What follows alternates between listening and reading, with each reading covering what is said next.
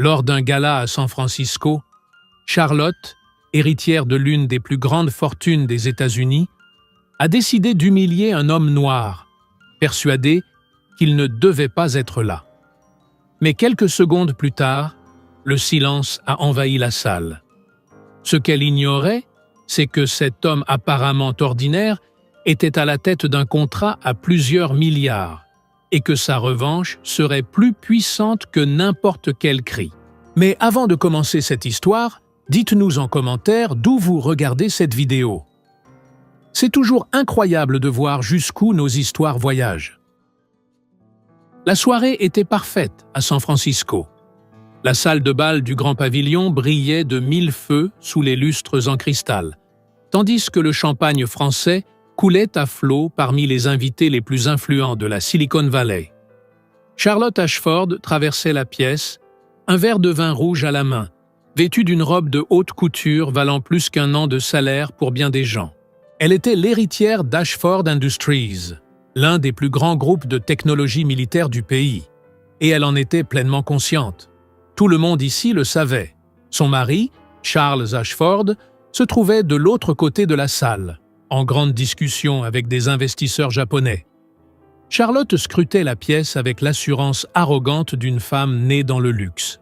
Elle avait grandi dans des manoirs, fréquenté les meilleures écoles privées et n'avait jamais travaillé un seul jour de sa vie. Sa seule mission, briller dans des soirées comme celle-ci et maintenir les apparences. C'est alors qu'elle le vit. Un homme noir en costume simple, debout près du buffet, observant les lieux. Charlotte fronça les sourcils. Elle connaissait tous les invités importants de la soirée, ou du moins, elle le croyait. Cet homme ne collait pas. Son costume n'était pas de marque. Il n'avait ni la posture assurée des PDG présents, ni d'accompagnant. « Qui a laissé ce type entrer ici ?» murmura-t-elle à son amie Victoria, qui réajustait son collier de perles. « Aucune idée, ma chère. Peut-être un membre du personnel ?» répondit Victoria avec un sourire méprisant. Le sang de Charlotte ne fit qu'un tour. Comment osait-on laisser ce genre de personne pénétrer un événement aussi sélect? Elle avait versé 50 000 $ pour cette soirée caritative et s'attendait à l'excellence. Sans hésiter, elle se dirigea d'un pas ferme vers l'homme. Andre Gens était là depuis à peine 15 minutes. Il avait reçu une invitation personnelle de l'organisateur, qui connaissait son rôle au sein du département de la Défense. Ce genre d'événement n'était pas vraiment sa tasse de thé. Il préférait les réunions discrètes et efficaces. Mais il savait combien ces rencontres pouvaient être stratégiques pour entretenir les relations avec les fournisseurs et acteurs du secteur. Il observait calmement les invités quand il aperçut une femme blonde marcher droit vers lui. « Excusez-moi », lança Charlotte d'une voix forte et autoritaire, attirant aussitôt l'attention de plusieurs convives. « Qui êtes-vous et comment êtes-vous entré ici ?» Andre se tourna vers elle, paisible. « Bonsoir. J'ai été invité, comme tout le monde ici. »« Invité ?» ricana Charlotte avec mépris. « Vous plaisantez? Regardez-vous. Ce costume vous a coûté quoi? 200 $?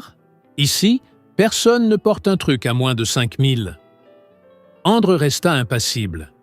Il avait déjà connu des situations empreintes de préjugés, mais choisissait toujours la dignité en réponse. « Mon carton d'invitation est dans ma poche, si vous souhaitez le voir. »« Je n'ai rien à voir. Je sais ce que vous êtes, un imposteur. Quelqu'un qui a profité d'une faille de sécurité pour s'infiltrer et faire croire qu'il est important. »« Madame, je pense qu'il y a un malentendu, » tenta André. « Il n'y a aucun malentendu. Des gens comme vous viennent ici en pensant pouvoir se mêler à ceux qui ont vraiment accompli quelque chose. Mais vous ne ferez jamais partie de ce monde. » Le silence tomba sur la salle. André inspira profondément.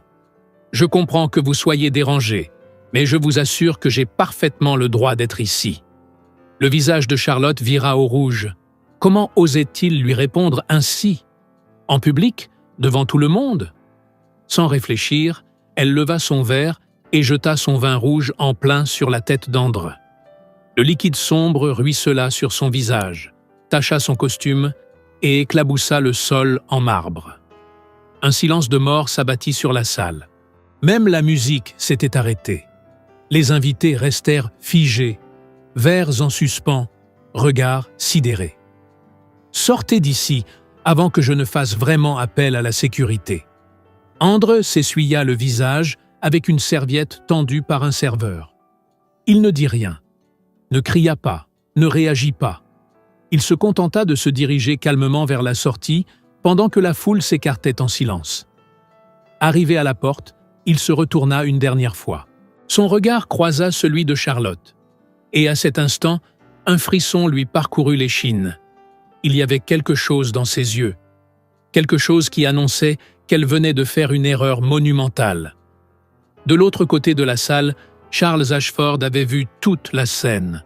Le visage livide, il posa précipitamment son verre et rejoignit sa femme d'un pas pressé. « Charlotte, bon sang, qu'est-ce que tu viens de faire ?» murmura-t-il en la saisissant par le bras. « Ce qu'il fallait faire. »« J'ai viré un intrus, » répondit-elle, hautaine, bien que sa voix tremblait légèrement.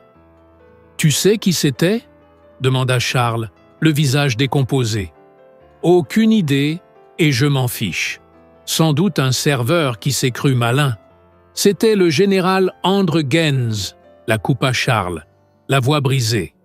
Il est directeur des achats du département de la Défense.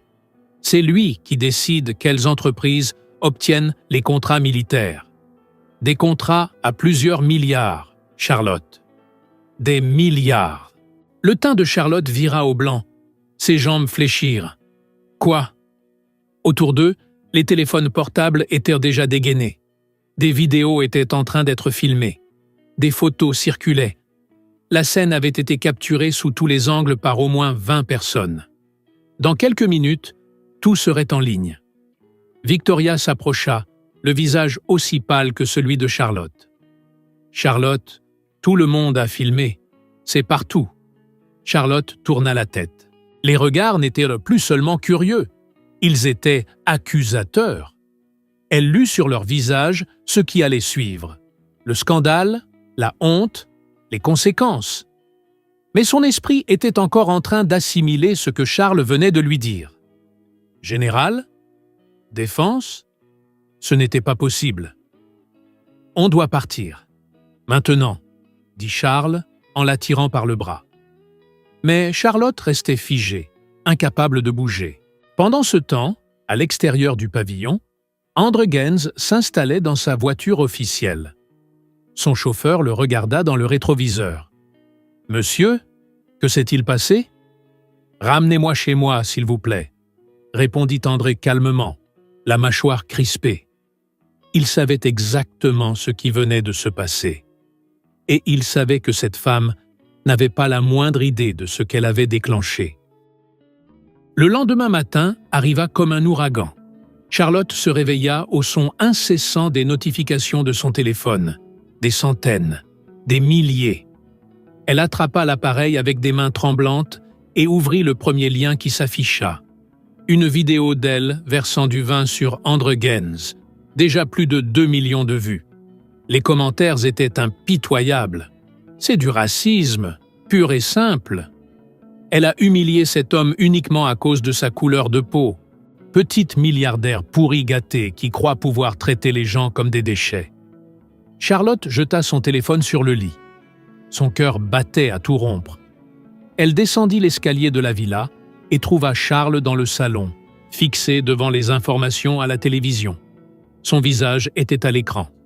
Le présentateur parlait d'un ton grave.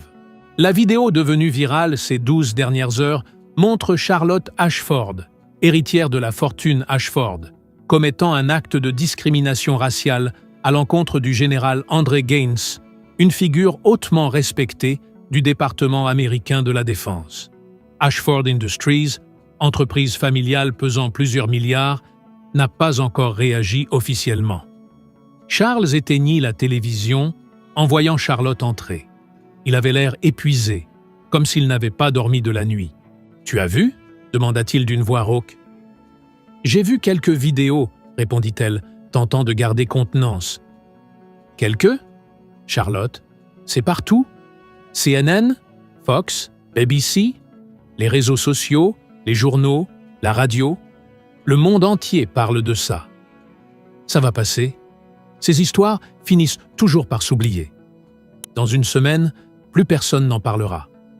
Charles la regarda, comme si elle avait perdu la raison. « Passé, Charlotte, tu as publiquement humilié un général de l'armée, un homme noir, devant des centaines de témoins, par pur préjugé. Ça ne va pas passer. » « C'était un malentendu, tenta Charlotte. Je ne savais pas qui il était.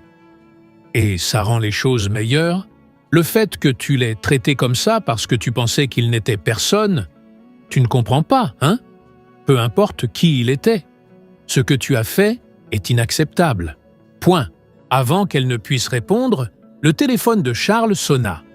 C'était Marcus Sullivan, directeur de la communication chez Ashford Industries. Charles mit le haut-parleur. « Charles, c'est la panique totale ici, » dit Marcus sans même dire bonjour. Les lignes explosent. Journalistes, investisseurs, partenaires. Tout le monde réclame une déclaration. L'action a déjà perdu 8% en préouverture. Et ce n'est pas tout. 3 entreprises ont déjà annulé leur contrat. 3 en une nuit? Charles se passa la main sur le visage. Et ça ne fait que commencer. Il y a une pétition en ligne pour boycotter la société. Elle a déjà recueilli plus de 400 000 signatures. Les employés sont sous le choc. Des associations de défense des droits civiques appellent à manifester devant nos bureaux. Charlotte sentit la panique l'envahir. Qu'est-ce qu'on fait? Il nous faut une déclaration officielle. Une excuse publique, sincère, de la part de Charlotte, répondit Marcus. Non, dit Charlotte aussitôt. Je ne vais pas m'excuser. Ce serait admettre que je suis coupable de quelque chose. Mais coupable, s'écria Charles. Bon sang, Charlotte. Tu as renversé du vin sur un homme innocent, devant 200 personnes, à cause de sa couleur de peau. Je ne suis pas raciste, cria-t-elle. C'était une erreur. Alors présente des excuses, hurla Charles encore plus fort. Marcus les interrompit. Il faut faire vite. Chaque heure sans réponse nous coûte des millions. Charlotte inspira profondément. Elle réfléchissait à toute vitesse. Elle ne pouvait pas plier. Si elle s'excusait, tout le monde la prendrait pour un monstre. Il fallait qu'elle reprenne le contrôle de la situation. « Je vais donner une interview. »« Quoi ?»« Une interview. Je vais raconter ma version. Expliquer que c'était un malentendu, que je voulais protéger la sécurité de l'événement. »« Charlotte, non !» supplia Marcus. « C'est la pire chose à faire. Laisse notre équipe de communication gérer. » Mais Charlotte avait pris sa décision. Elle était une Ashford. Et les Ashford ne s'inclinaient pas. Elle prit son téléphone et posta un message sur ses réseaux sociaux. « J'ai été injustement attaqué pour avoir fait ce que toute personne responsable ferait. Poser des questions sur la présence d'un individu suspect lors d'un événement privé. Les médias déforment mes intentions. Je ne suis pas la méchante dans cette histoire. » Charles lut le message et ferma les yeux, accablé. « Tu viens d'empirer les choses. » Et il avait raison. En quelques minutes, la publication devint virale, pour les mauvaises raisons. Les internautes réagirent avec colère. Des influenceurs postèrent des vidéos de dénonciation. Des célébrités appelèrent à des sanctions. Pendant ce temps, au Pentagone, le général Andrew Gaines était dans son bureau quand son assistant entra avec une tablette. « Général, Madame Ashford vient de faire une déclaration publique. Elle ne s'est pas excusée. Elle se défend, au contraire. » André lut le message en silence. Il ne ressentait pas de colère, juste de la déception. Elle avait eu une chance de réparer, et elle avait choisi l'orgueil. « Monsieur, le colonel Martinez veut savoir si l'incident va affecter l'évaluation du contrat d'Ashford Industries. » André posa la tablette sur le bureau. « Organisez une réunion avec le comité des acquisitions. Je veux une révision complète des contrats en attente et une évaluation éthique de toutes les entreprises concernées. » L'assistant hocha la tête et sortit. André resta seul, regardant par la fenêtre. Il avait servi son pays pendant 30 ans, connu la guerre, les crises, des choix déchirants, mais toujours avec les mêmes principes: intégrité, respect, dignité. Aujourd'hui, il devait prendre une décision qui allait impacter des milliers de vies. Mais au fond, il savait déjà ce qu'il devait faire. De retour dans la villa Ashford, le téléphone de Charles sonna à nouveau. C'était son beau-père, Richard Ashford, fondateur de l'entreprise et père de Charlotte. « Monsieur Ashford », répondit Charles. « Charles, convoquez une réunion d'urgence du conseil, immédiatement. » La voix de Richard était dure comme l'acier. « Et amenez Charlotte ?»« Oui, monsieur. » Charlotte regarda son mari. « Qu'est-ce que mon père veut ?»« Il veut nous parler, » répondit Charles en attrapant les clés de la voiture. « Il va me soutenir, n'est-ce pas ?» demanda Charlotte d'une voix faible. Charles ne répondit pas. Il sortit en direction du garage et Charlotte dut courir pour le suivre, avec, pour la première fois, la sensation profonde qu'elle avait peut-être commis une erreur. Une erreur dont elle ne reviendrait pas. La salle du conseil d'administration d'Ashford Industries était glaciale. Charlotte entra aux côtés de Charles et sentit immédiatement le poids des regards braqués sur elle. Son père, Richard Ashford, était assis en bout de table, l'expression sombre. Autour de lui, les autres membres du conseil, oncles, cousins, dirigeants chevronnés, affichaient tous un air grave. « Asseyez-vous », ordonna Richard, sans même lui adresser un regard. Charlotte tira une chaise, les mains légèrement tremblantes. Charles s'installa à côté d'elle, le visage tendu. « Quelqu'un peut-il m'expliquer comment on en est arrivé là ?» lança Richard, d'un ton maîtrisé, mais chargé de colère contenue. Comment une entreprise bâtie sur 3 générations est-elle en train de s'effondrer à cause d'un acte totalement irresponsable ? « Papa, je… » tenta Charlotte. Mais Richard leva la main. « Je n'ai pas terminé. Depuis hier soir, notre société a perdu 14% de sa valeur en bourse. Ce sont des milliards de dollars, Charlotte. Des milliards. 3 contrats ont été annulés. 5 partenaires commerciaux revoient leur position. Et il y a une demi-heure, nous avons reçu un appel du Pentagone. » Charles déglutit difficilement. Le contrat de 1,2 milliard de dollars avec le département de la Défense est suspendu, annonça Richard. Indéfiniment, en attendant une enquête éthique sur l'entreprise. Charlotte sentit le sol vaciller sous ses pieds. « Ce n'est pas juste. J'ai fait une erreur, mais l'entreprise… » « L'entreprise » l'interrompit son oncle Harold, frère de Richard. « Tu fais partie de cette entreprise, Charlotte. Tu portes le nom Ashford. Tes actes nous engagent tous. Et ce que tu as fait montre au monde entier que les Ashford méprisent les autres. Que nous agissons avec arrogance et préjugés. « Je ne suis pas raciste, » protesta Charlotte, les larmes lui montant aux yeux. « Alors, qu'est-ce que tu es ?» demanda sa cousine Diana, le ton glacé.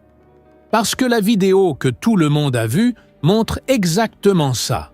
Une femme riche et blanche humiliant un homme noir, simplement parce qu'il ne ressemblait pas à ce que tu attends d'un invité. »« Je croyais qu'il était un intrus, » sanglota Charlotte. « Et ça excuse ton geste ?» rétorqua Richard. « Tu as présumé qu'il n'avait pas sa place ici. Sur la base de quoi ?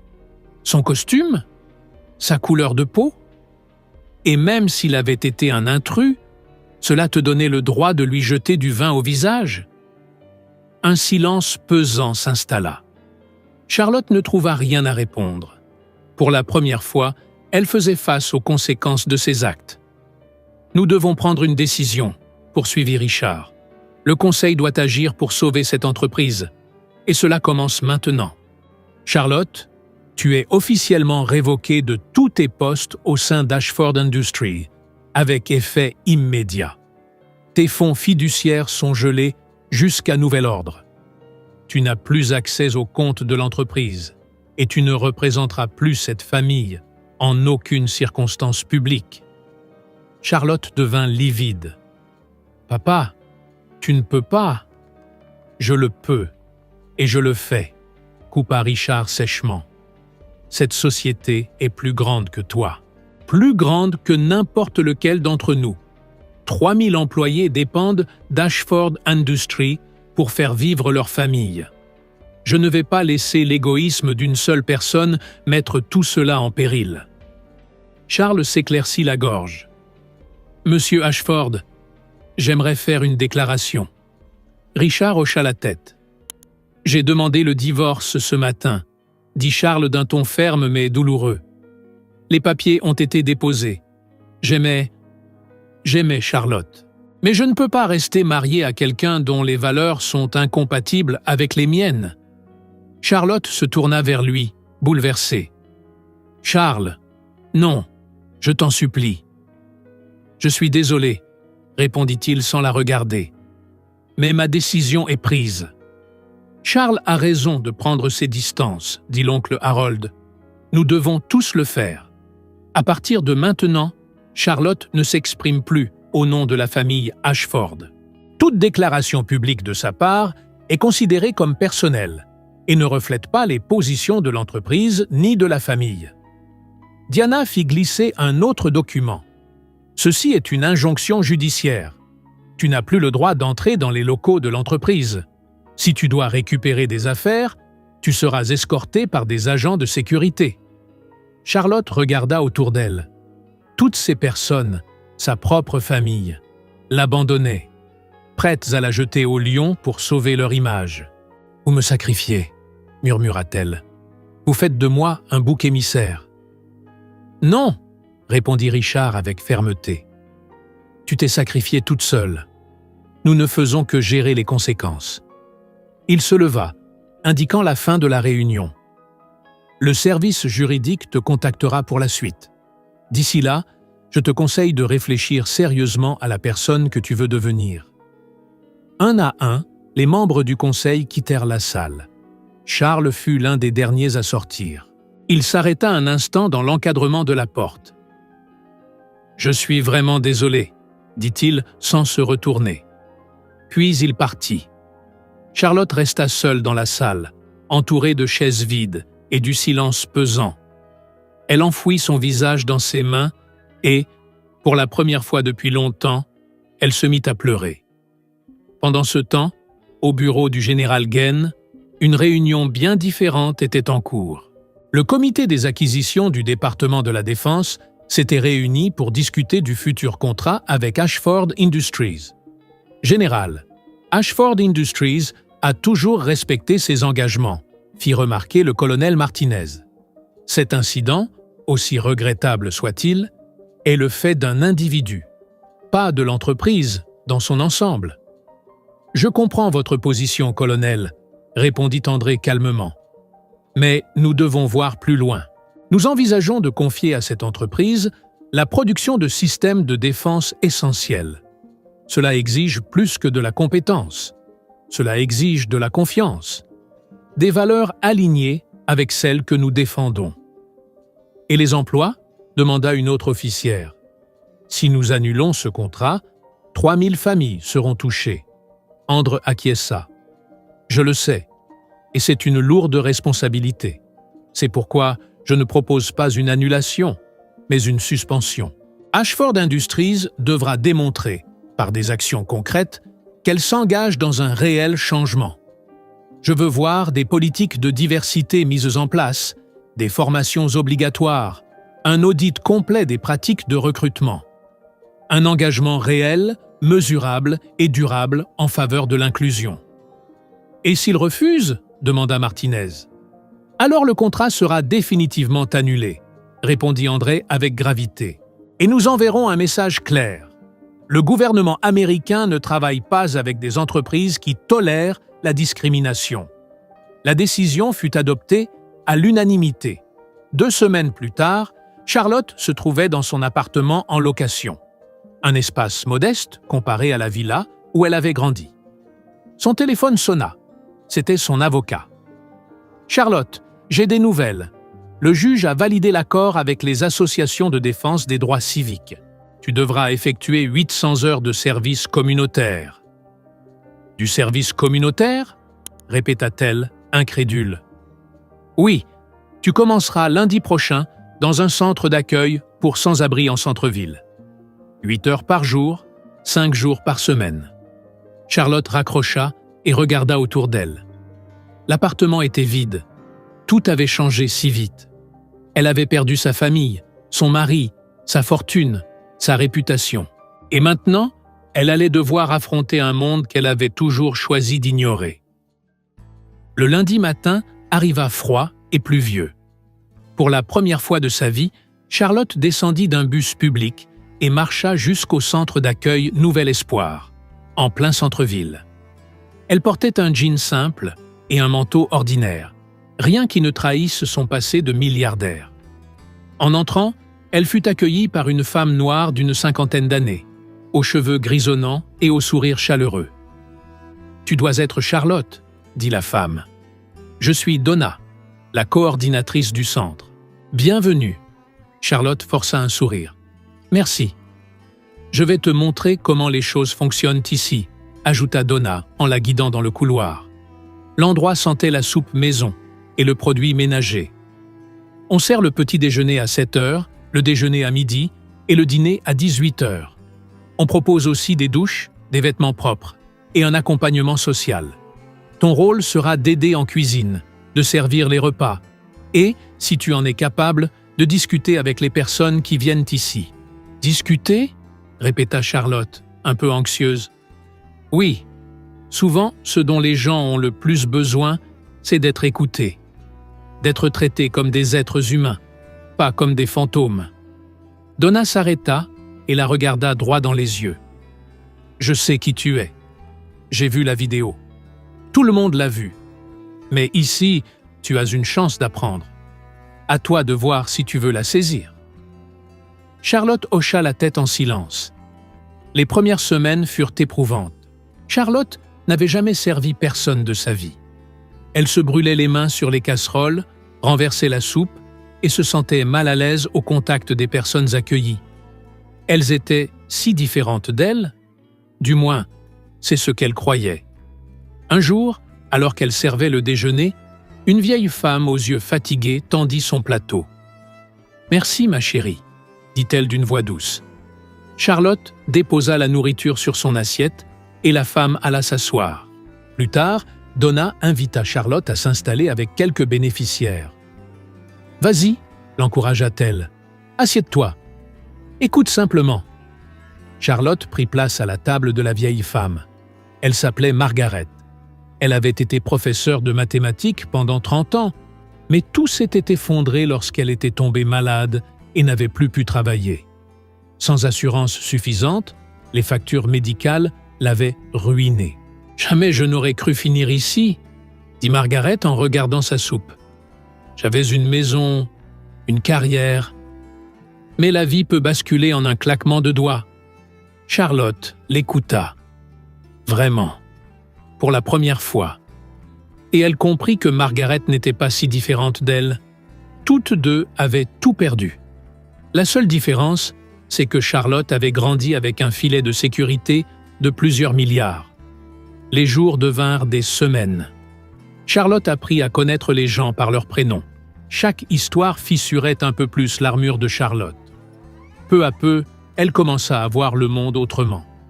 Ces personnes n'étaient ni paresseuses ni faibles. Elles étaient humaines, confrontées à des situations impossibles, mais conservant malgré tout leur dignité et leur espoir. Un après-midi, alors que Charlotte nettoyait les tables, Marcus s'approcha. « Je peux te parler ?» demanda-t-il timidement. « Bien sûr », répondit Charlotte en posant son torchon. « Je voulais te dire, je sais qui tu es. Enfin, qui tu étais. J'ai vu la vidéo. » Charlotte sentit son estomac se nouer. « Et je voulais te dire que je suis content que tu sois ici. Pas parce que tu mérites d'être puni, mais parce que je pense que tu apprends quelque chose. Je le vois en toi. Tu changes. » Les larmes montèrent aux yeux de Charlotte. « J'essaie. J'ai été une personne terrible. Je n'ai aucune excuse. Tout le monde mérite une seconde chance, répondit Marcus avec un sourire doux. La vraie question, c'est ce qu'on en fait. Les mois passèrent. Charlotte termina ses heures de travail d'intérêt général, mais continua de revenir au centre comme bénévole. Non pas parce qu'elle y était obligée, mais parce qu'elle le voulait. Pour la première fois de sa vie, elle faisait quelque chose qui comptait vraiment. Pendant ce temps, Ashford Industries menait sa propre transformation. Sous pression du gouvernement et de l'opinion publique, Richard Ashford avait engagé des réformes profondes. L'entreprise nomma un directeur de la diversité et de l'inclusion, instaura des quotas d'embauche pour les minorités, lança des programmes de mentorat pour les jeunes défavorisés et établit des partenariats avec des universités historiquement afro-américaines. Le général André Gaines suivit de près chaque étape. Après un an d'évaluation rigoureuse, il rencontra de nouveau le conseil d'administration d'Ashford Industries. « Vous avez accompli un travail remarquable », déclara André en consultant les rapports. « Les changements sont profonds et sincères.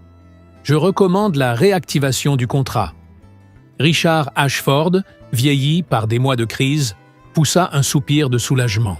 « Général, merci infiniment.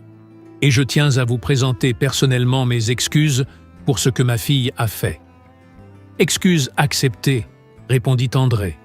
« Mais que les choses soient claires. Ce contrat est assorti d'une nouvelle clause, des évaluations éthiques annuelles, et au moindre recul sur ses valeurs, le contrat sera immédiatement résilié. » « Compris et accepté, » acquiesça Richard. Le samedi suivant, Charlotte aidait à préparer le dîner au centre lorsqu'un homme franchit la porte. Elle le reconnut immédiatement. C'était le général André Gaines. Son cœur s'emballa. Elle ne savait pas quoi faire, mais il marcha droit vers elle. « Mademoiselle Ashford, » dit-il calmement. « Général Gaines, » répondit Charlotte, la voix tremblante. « Je ne sais pas quoi dire, à part que je suis désolé. Vraiment désolé. Ce que j'ai fait est impardonnable. J'avais tort. Sur toute la ligne. » André observa son visage un instant. « Donna m'a parlé de votre engagement ici, du fait que vous continuez à venir, même après avoir terminé vos heures obligatoires. Oui, parce que j'en ai besoin. Pas par obligation, mais parce que ça me pousse à devenir une meilleure personne. » André tendit la main. « Alors recommençons à zéro. »« Enchanté, Charlotte. » Charlotte regarda sa main, les larmes coulant sur ses joues, puis la serra. « Enchanté, général. » 2 ans plus tard, Charlotte se tenait sur une petite scène, face à un groupe d'étudiants universitaires. « J'ai grandi dans le privilège absolu, » déclara-t-elle au micro. « Et ce privilège m'a aveuglé face à l'humanité des autres. J'ai traité des gens comme s'ils valaient moins que moi, simplement parce qu'ils ne me ressemblaient pas ou ne venaient pas du même monde. Et cela m'a coûté tout. Mais dans cette perte, j'ai gagné quelque chose de bien plus précieux. Une perspective, de l'empathie, un but. » Elle fit une pause, balayant la salle du regard. « Vous avez un choix, chaque jour. Le choix de voir les autres comme vos égaux. Le choix de traiter chacun avec dignité. Le choix d'utiliser vos privilèges pour élever les autres, pas pour les écraser. J'ai appris cette leçon de la manière la plus dure. J'espère que vous l'apprendrez de la manière la plus humaine. » Dans le public, Donna l'applaudissait, les larmes aux yeux. À ses côtés, Richard Ashford regardait sa fille avec une fierté teintée de regret. Et, au fond de l'amphithéâtre, discrètement, le général André Gaines observait, satisfait de voir qu'un vrai changement était possible. Ashford Industries prospérait à nouveau, désormais reconnu non seulement pour sa technologie, mais pour ses valeurs. Charlotte ne retrouva jamais sa fortune, mais elle construisit quelque chose de bien plus grand, une vie qui a du sens. Elle travailla dans des associations, donna des conférences sur les préjugés et la rédemption. Et chaque semaine, sans exception, elle revenait au centre Nouvel Espoir, là où elle avait appris la leçon la plus importante de toutes. Que notre humanité ne se mesure pas à ce que nous possédons, mais à la manière dont nous traitons ceux qui n'ont rien.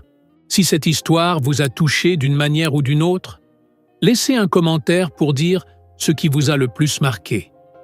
N'oubliez pas d'aimer cette vidéo et de la partager avec quelqu'un qui a besoin d'entendre ce message. Ensemble, faisons circuler des récits qui font réfléchir le monde.